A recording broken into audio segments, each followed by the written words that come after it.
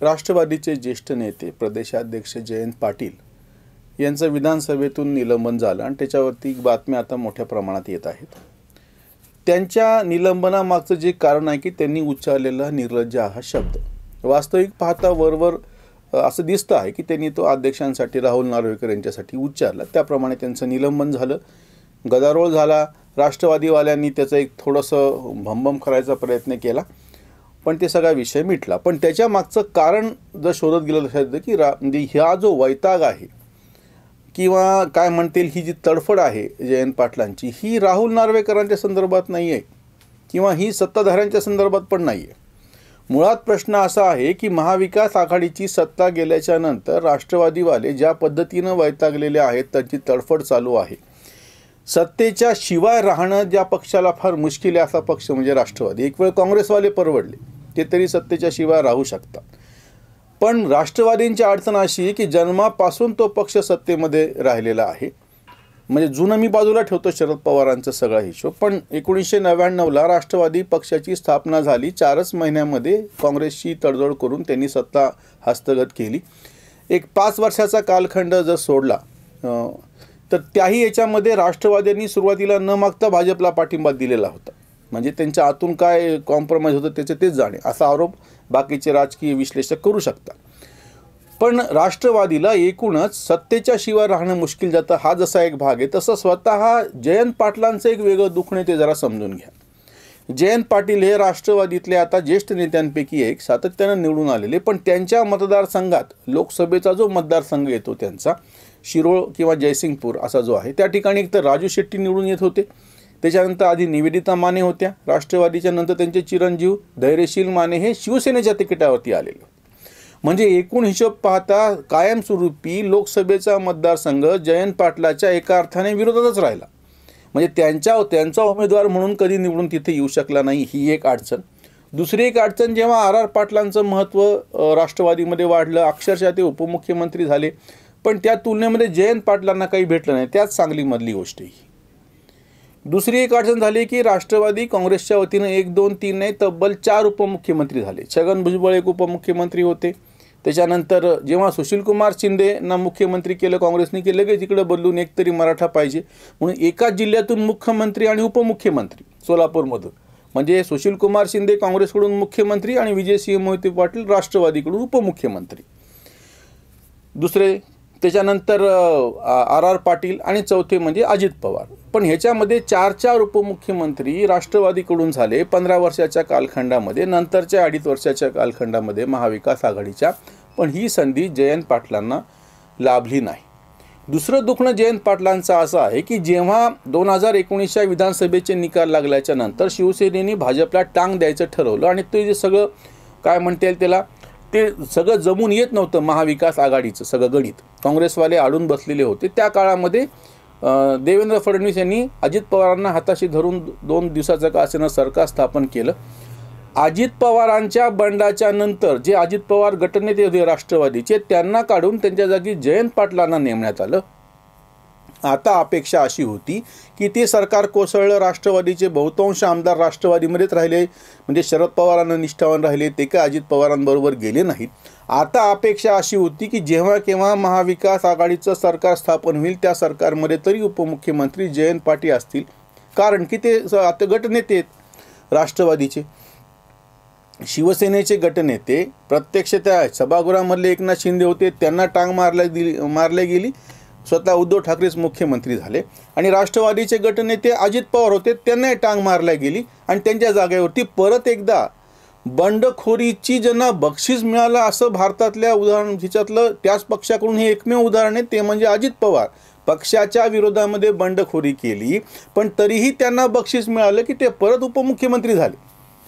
म्हणजे किती आश्चर्याची गोष्ट आहे। आता तुम्हाला जयंत पाटलांचं दुखणं काय ते लक्षात येईल की ज्यांनी ह्या सगळ्या बंडाच्या काळामध्ये एकनिष्ठपणे पवारांच्या पाठीशी राहून पक्ष सांभाळला, पक्षाचं गटनेतेपद सांभाळलं, त्यांना उपमुख्यमंत्री पद लाभलं नाही। ज्या अजित पवारांनी ही प्रत्यक्ष कृती केलेली होती, बंड केलेलं होतं, त्यांच्या समोर परत पक्षच झुकला, त्यांच्यावर कुठलीही कारवाई झाली नाही, उलट त्यांना बक्षीस मिळालं आणि तेच परत उपमुख्यमंत्री झाले. हे त्यांचं दुखणे. म्हणजे राष्ट्रवादी काँग्रेसमध्ये त्यांना त्यांच्या सिनियरिटीप्रमाणे, ज्येष्ठतेप्रमाणे, निष्ठेप्रमाणे जे काही लाभायला पाहिजे होतं, मिळायला पाहिजे होतं, ते मिळू शकलं नाही. त्यांना उपमुख्यमंत्रीपद आधी भेटलं नाही. ह्या सगळ्या संक्रमणाच्या कालखंडामध्ये ज्यांनी पक्ष सांभाळला, पक्षाचं गटनेतेपद सांभाळलं, आता तर ते प्रदेशाध्यक्ष आहेत. आणि अजून एक दुसरा घाव म्हणजे त्याच्यामुळं त्यांचं हे दुखणं समजून घेण्यासाठी हे जास्त आवश्यक आहे की जेव्हा गृहमंत्री नेमायची पाळी आली, अनिल देशमुख आधी गृहमंत्री होते. अनिल देशमुखांच्या नंतर ते पद तरी जयंत पाटलाला मिळेल, पण ते दिलीप वळसे पाटील हे पवारांच्या निष्ठावंतांना दुसऱ्याला दिले गेलं, पण त्याच्यातही परत जयंत पाटलांचा नंबर लागला नाही. जयंत पाटलांच्या बाबतीमध्ये अशी अफवा 2019च्या विधानसभेच्या आणि लोकसभेच्या त्या दरम्यान होती की हे भाजपमध्ये जाणार आहे. त्याच्यामुळे तातडीनं त्यांना पक्षामध्ये काय म्हणता येईल महत्त्व दिलं गेलं. सगळं हे वरवरचं म्हणायला, पण प्रत्यक्षामध्ये जी गोष्ट सचिन पायलट यांची काँग्रेस अंतर्गत राजस्थानमध्ये झाली, तशाच पद्धतीची अवस्था जयंत पाटलांची राष्ट्रवादीमध्ये महाराष्ट्रात झाली. त्यांना जे त्यांच्या डोक्यामध्ये जे अपेक्षित स्थान होतं, जेवढं महत्त्व द्यायला पाहिजे होतं, ते दिलं गेलं नाही. दुसरं एक दुखणं असं आहे राष्ट्रवादीच्या अंतर्गतलं, ज्याला तोंड जयंत पाटलांना द्यावं लागतं आहे. 2004मध्ये राष्ट्रवादी हा महाराष्ट्रातला 1 नंबरचा पक्ष झालेला होता. त्याचे सगळ्यात जास्त आमदार निवडून आलेले होते.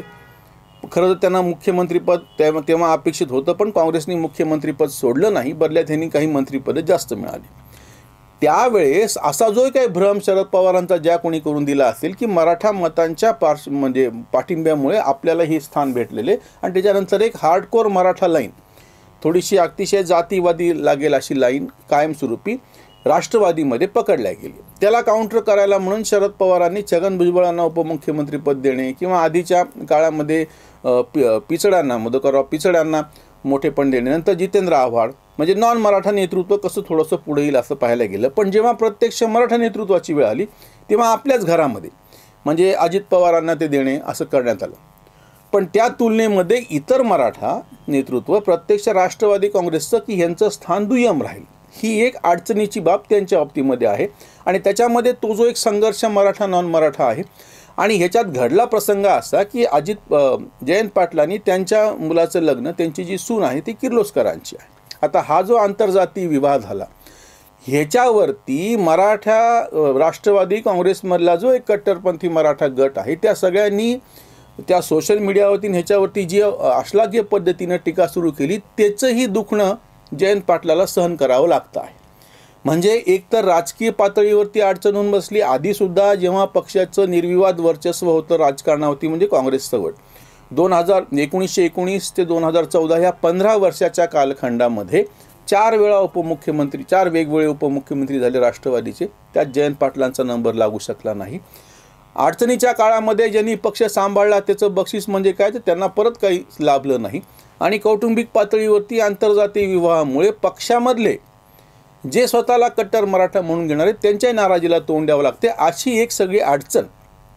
आणि त्या प्रत्यक्ष जयसिंगपूर किंवा शिरोळ लोकसभा मतदारसंघातलं जे सगळं गणित आहे, जातीय गणित आहे. इतकंच नाही, खरं तर राजू शेट्टींना जो फायदा झाला होता ते कोणी सांगत नाही. ती पण सगळ्या गोष्टी जयंत पाटलांच्या विरोधात गेलेल्या आहेत.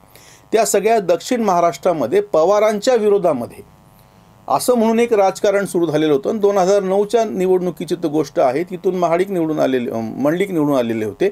इकडून प्रतीक पाटील निवडून आले होते सांगलीवरून, आणि जयसिंगपूरमधून राजू शेट्टी.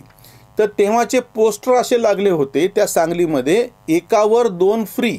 म्हणजे या तिन्ही ठिकाणाहून राष्ट्रवादीचा कसा गेम केला गेला. तिकडून मंडलिक निवडून आले, इकडे राजू शेट्टी निवडून आले, आणि इकडं काँग्रेसकडून प्रतीक पाटील निवडून आले. म्हणजे राष्ट्रवादी काँग्रेसचा उमेदवार कुठूनच निवडून येऊ दिला गेला नाही, अशी ती घोषणा होती. 1वर 2 फ्री.